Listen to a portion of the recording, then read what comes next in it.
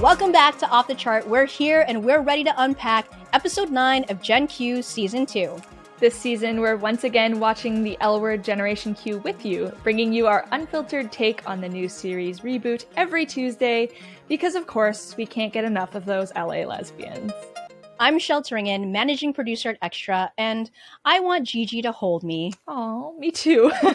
I'm Erica Lenti, senior editor at Xtra, and like Shane, I think I am too, like Eeyore. Aw, me too. This is a disaster. How could you have let this happen? I'm handling it. Make it go away. I want to know why you can't be happy for me and Carrie. Are you still in love with me? All right, Erica. Episode 9 moved at breakneck speed. In terms of themes, what stuck out to you the most? I think it's a little cliche, but what is the L word if not a little cliche sometimes? Everyone is kind of fighting for what they believe in. Obviously, that's front and center for Bette and Pippa at the CAC. We've got like artists who are protesting their own gallery. But I thought that it was also pretty clear with other folks within their own relationships. I mean, obviously Angie and Jordy. We've got Bette and Tina fighting for Angie with Marcus in the hospital. We have Maribel standing up for Micah in front of her family. So lots of folks who are fighting. What would the L word be without a little bit of fight? We'll have to see what that leads to in the next final episode of season 2. Ooh, I can't believe we're here already.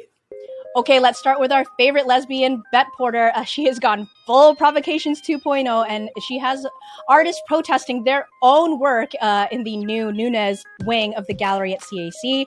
But she manages to convince the CAC to shut it down, which is actually a nice win for Bette. Meanwhile, Angie is off to prom, but first she wants to meet her donor. But moments before she's about to walk in, Marcus's wife turns her away and kind of puts a damper on prom. So Angie ends up lashing out at everyone, Bette and Tina, Jordy, until she finally has a meltdown in her bedroom. But of course, Shane and Alice come to save the day, talk to her, and convince her to go to prom after all. She shares a beautiful moment with Jordy. Emboldened by her win at the CAC, Bette and Tina try to convince Marcus to see Angie. And while waiting, Tina asks why Bette doesn't like Carrie. Is she still in love with her? They get interrupted when they see that Marcus, who has finally agreed to talk to Angie, in the worst cliffhanger ever, dies. Whew. That was a lot for episode 9. Heavy. Let's talk about our favorite ship of all time, Bette. Is Bette still in love with Tina? What do you think's going to happen with Carrie in the finale? Yeah, I mean, I don't think it would be the L word if Bette wasn't a will they, won't they at the end of a season. I mean, when hasn't that happened in the show? Even in the original series, I feel like they were constantly teasing us with whether Bette and Tina were going to break up or get back together. It's tried and true. The lesbians love it. So I think that they're going to go down this route again. We had some foreshadowing, which we can talk a little bit about later, that Carrie is maybe afraid to get married, having some cold feet, maybe isn't totally in it, maybe thinks that Bette is still in love with Tina. I think we're going to see the reprisal of Bette's maybe they'll get back together again moment. I can't see it happening any other way, to be honest. Chelle, what do you think is going to happen with these two? Well, I'm not sure, but I'm pretty sure that our audience agrees with you, Erica. Over on our Twitter and Instagram polls, about 70% of you believe that Tina and Bette is endgame, so no surprises there. And while we are questioning Tina and Carrie, I'm wondering what you think is going to happen with Bette and Pippa.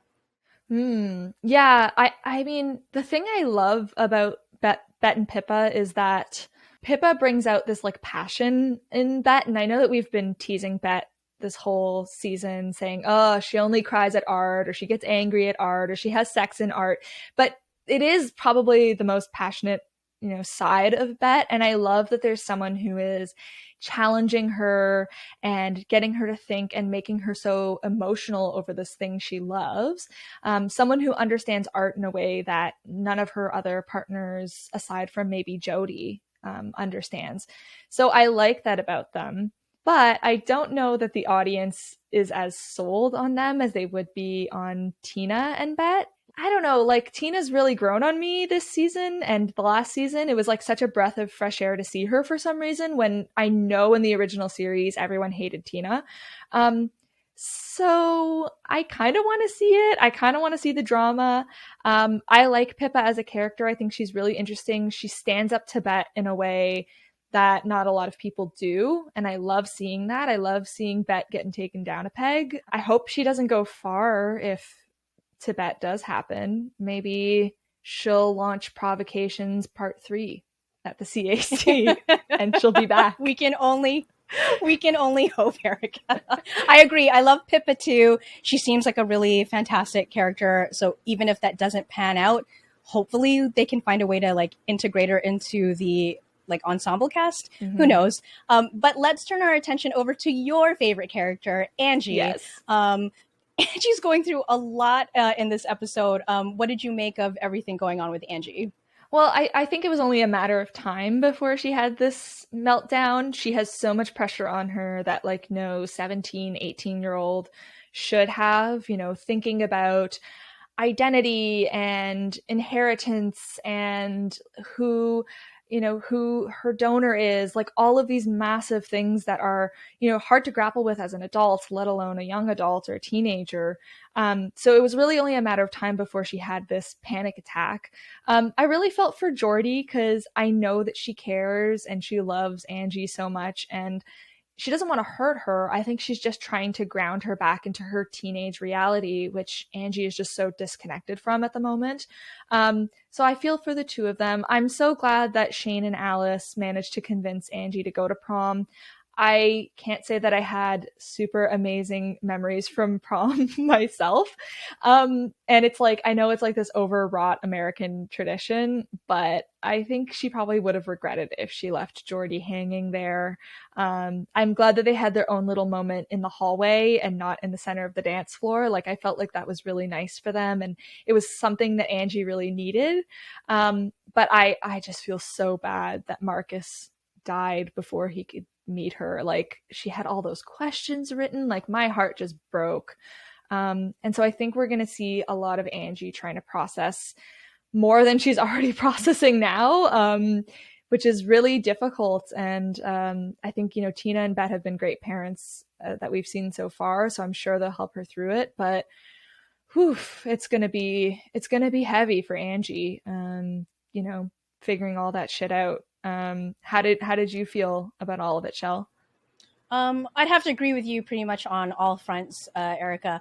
I did really love that, of course, Alice and Shane, they kind of play this like auntie-uncle role to Angie in this really like lovely, beautiful way. Like, we talk a lot about our chosen family in LGBTQ communities, and this is just like a beautiful example of how that works and what that looks like. I can't say that I've ever had an Alice or Shane in my life. So it was really, really nice to see them like take care of Angie while Bette and Tina were arguing. Like, you know, she's got this whole village around her. So like you said, it's not going to be easy for Angie to get through these moments, but she's got a whole team behind her.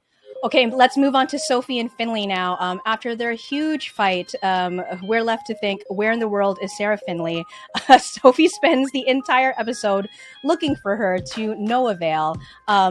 Finley shows up wasted at Dani's new condo, proceeds to pee in her hallway, and then makes a total ass of herself. So that leaves Dani to call Sophie to come over and pick her up. This was perhaps one of the most heart-wrenching Finley scenes we've ever seen on Gen Q.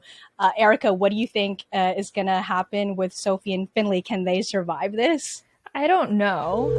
Hey, it's Finley. Text me. She's got a lot of stuff that she needs to work out. I want to make sure she's okay. It was interesting, you know, Tess had brought that up to Sophie, that like in large part, Finley's got a bunch of shit going on that she needs to work out on her own, and she needs someone who isn't just going to pick up the pieces and enable her to keep doing that. And on one hand, I was like, oh, that's kind of unfair. Like, I think anyone who's going through addiction or struggles with substance use like deserves a support system. But on the other hand, I'm like, I get it, because in many ways, Sophie's just enabling Finley to keep doing this. And she's not going to get better. So perhaps these two do need a bit of a time out so that Finley can be like, this is why I'm doing what I'm doing. I am grateful. We've talked about this before. I was worried that Finley would end up with Sophie and everything would be fine. And like Sophie would be like this cure-all for Finley. I'm glad they haven't gone that route. I'm glad that Finley is not okay, because it's just way more realistic that no relationship is going to stop you from abusing alcohol if you have deeper seated issues, if you have issues that are not connected to any of your relationships that you need to address. So I'm grateful for that. What did you think, Chelle? I think it's interesting that that you've mentioned that it's not, an addiction doesn't just affect like your romantic relationships. It affects all of your relationships. And you can see that in episode 9, like Alice is concerned, Shane and Tess are concerned, like Micah is concerned.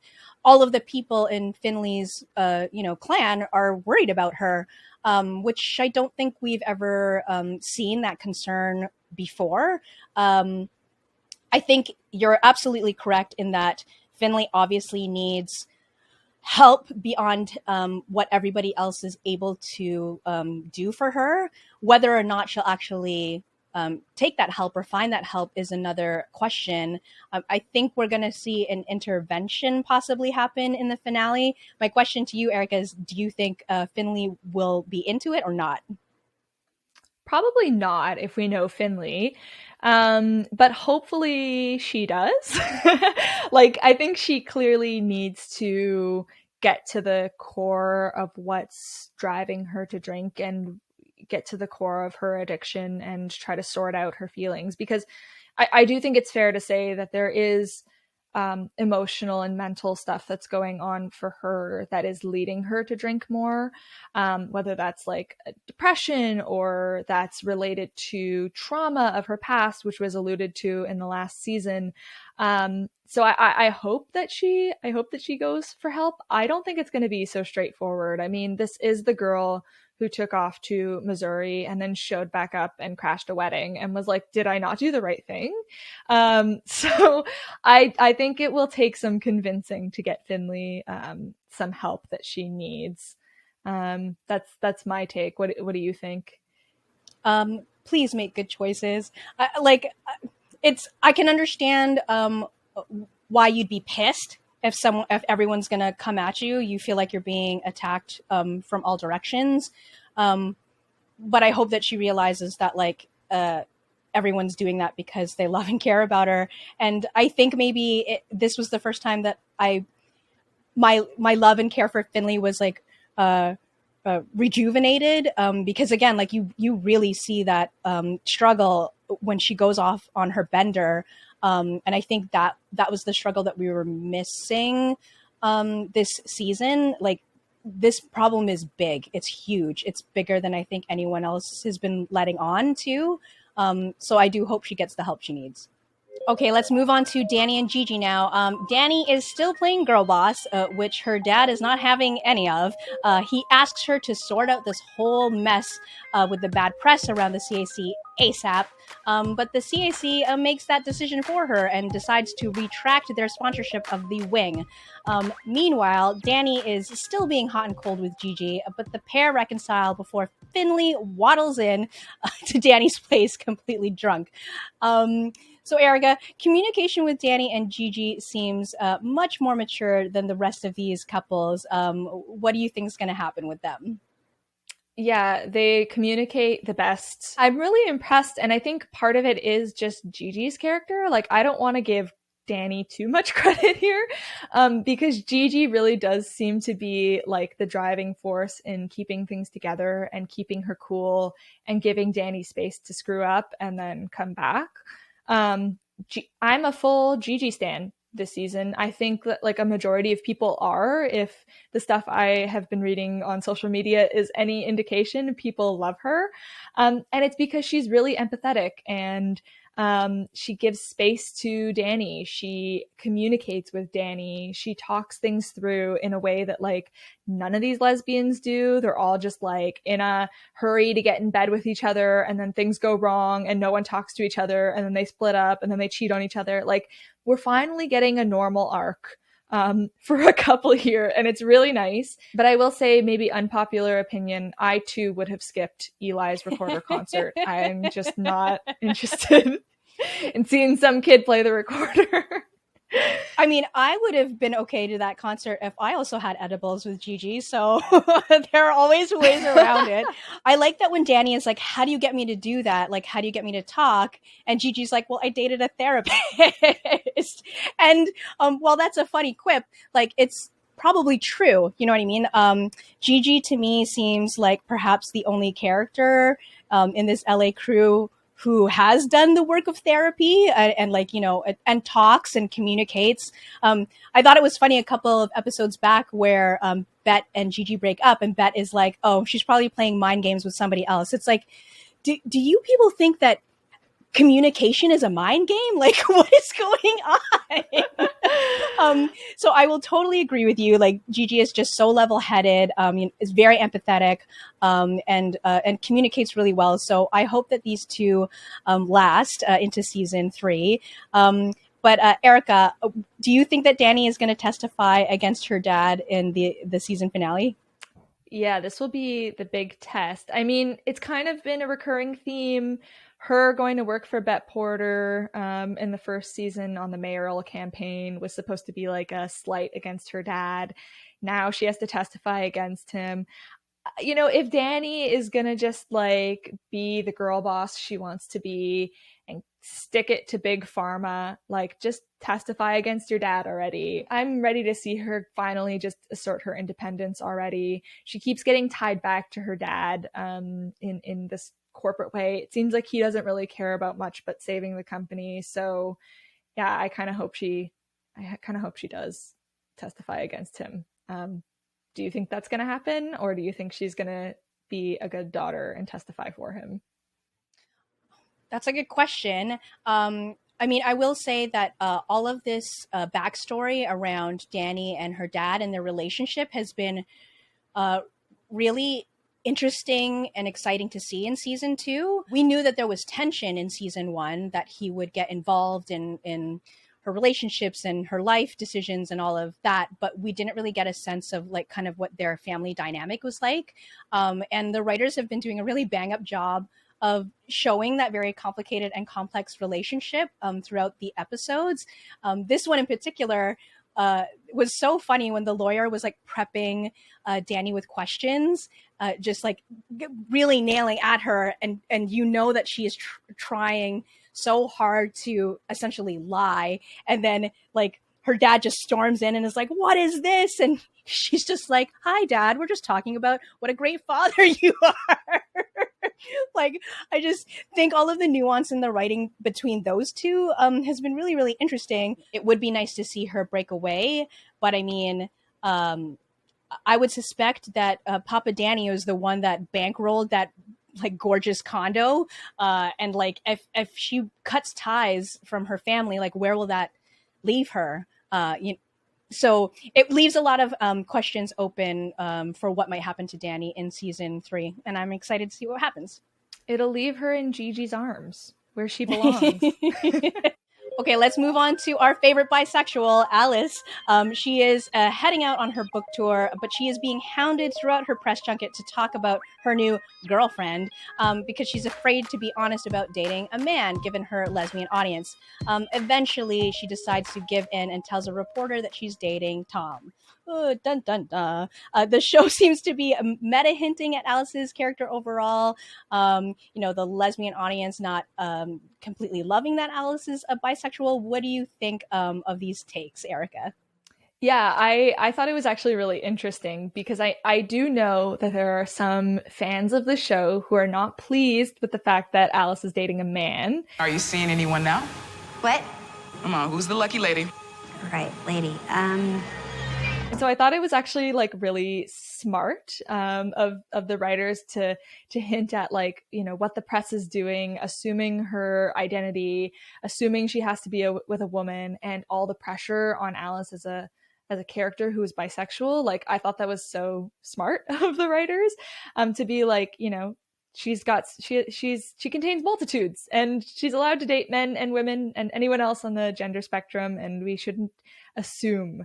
So I liked it. I thought it was cheeky. And I'm pleased that Alice, you know, decided to, you know, come clean with one of the reporters about her new partner. I especially loved Angie, who is just like the best little Zoomer, being like, no one cares that you're bisexual. When Alice asks, and I know she was like in her feelings and was having a moment, but it was also just like, true, Angie, like, who gives a shit who Alice is dating, so long as she's happy and she's found someone who understands her. Like, you know, message to the viewers who don't like Alice's bisexuality: no one cares. We just want to see Alice happy. Totally. I think it's interesting that like right off the top, like after her first interview and she runs into Sophie, she's like, oh my God, I think I'm going to have to come out as bisexual again. So I think it's a sentiment that perhaps a lot of people that identify that way have to do. They feel like they have to come out over and over and over again. So I thought that was like an interesting like line to write in.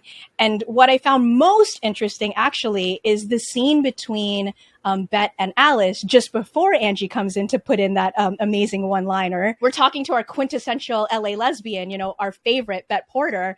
And Alice is having the conversation about like, you know, it's the lesbians with the capital L that are the problem. And our beloved Bette is like, that was 20 years ago. And like, if you're happy, then we're happy for you. Like, I agree with you. I think it's really smart of the writers. Perhaps they're talking to their audience through these conversations and through these scenes. It is 2021. You know, it is LGBTQ. You know what I mean? That letter's in there. They've been a part of our queer family since time. So I really think it's great that they're using Alice's character and her sexual identity to have these conversations that I think are happening in the real world as well.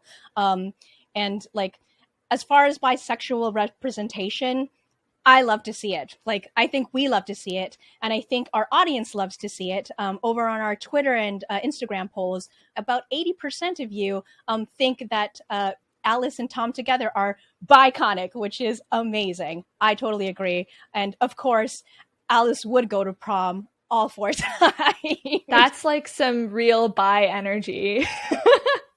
Totally. With men or women, we don't know. We just know that she went 4 times. Okay, moving right along to my favorite ship, Shane and Tess. These two are making it happen. They're officially together and adorable. Shane foreshadows a bit, asking Tess if she should be honest and tell Tina that Carrie was having doubts about the wedding. So, Erica, do you think Shane is gonna tell Tina? Oh, it's so hard to know, because Shane, on one hand, does like to sort of keep things close to her chest. Like, she's not a gossip type. You know, if this was Alice, I would say, of course, Alice is going to tell everyone what Carrie said while she was drunk. But then on the other hand, Shane is also intensely loyal. And if she thinks that Carrie is going to hurt Tina, she would totally tell her.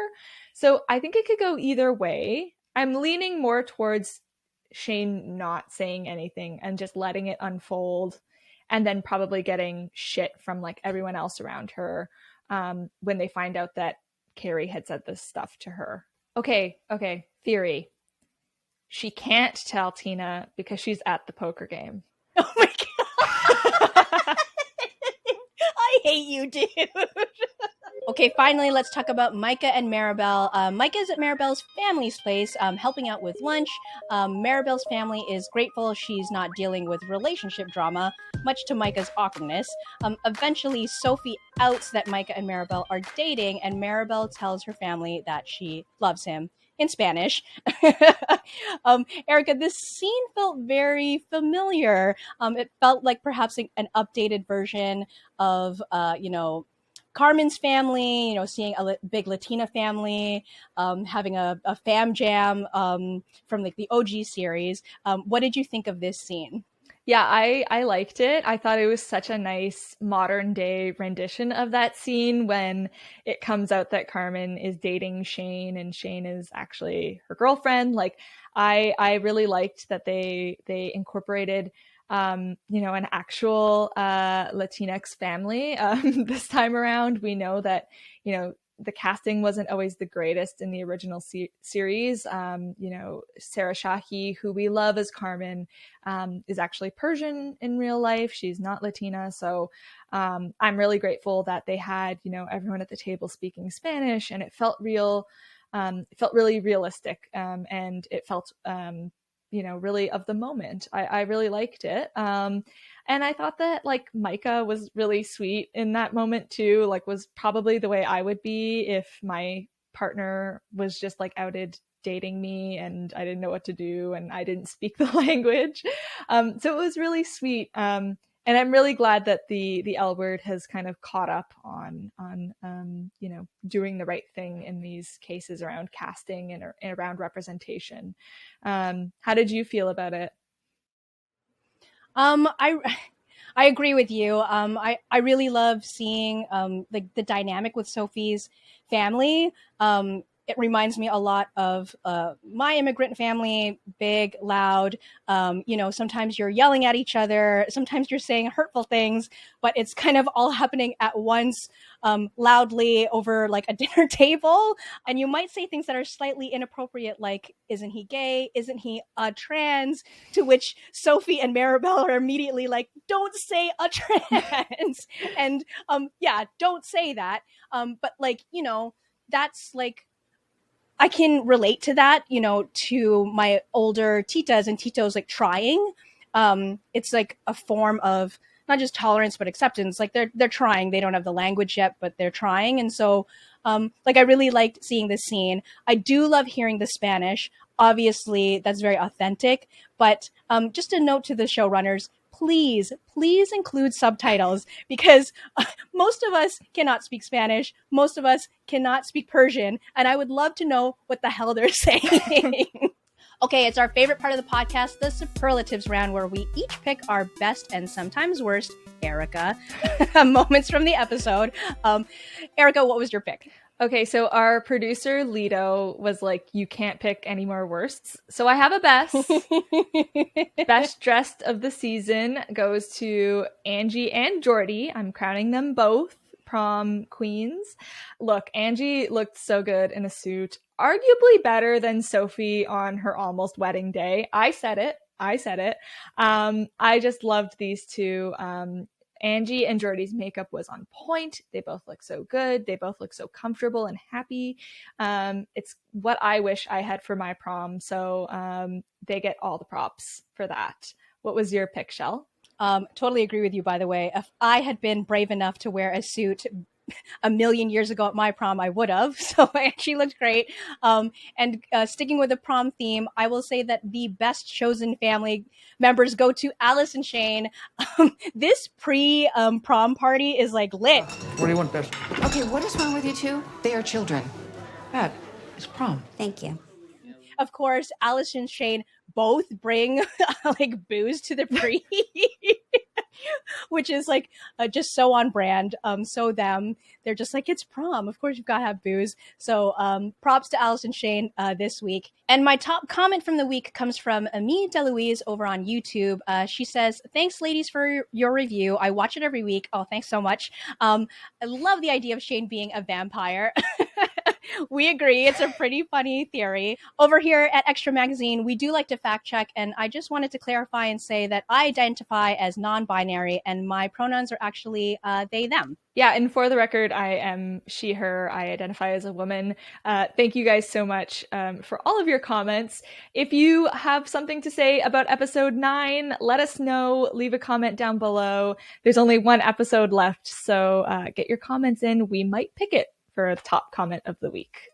Okay, that's it for this episode. Tune in next week when we talk about episode 10 of Gen Q. It's the season finale. Hold on tight, everyone. I'm Chelle Turingan. And I'm Erica Lenti. Off the Chart is produced by Chelle Turingan. Our technical producer is Lido House. Our executive producer is Rachel Giza. And our music is by Kid Coolit. If you've been enjoying Off the Chart, please do all the things. Like, comment, subscribe on YouTube, leave a review wherever you get your podcasts. Check us out on Twitter at Xtra Magazine. If you want to see us do season 3, please, guys, like and comment. We love you. We love doing this podcast. Until next time. Bye. Oh, Chelle, I wanted to ask you, do I look very Shane today?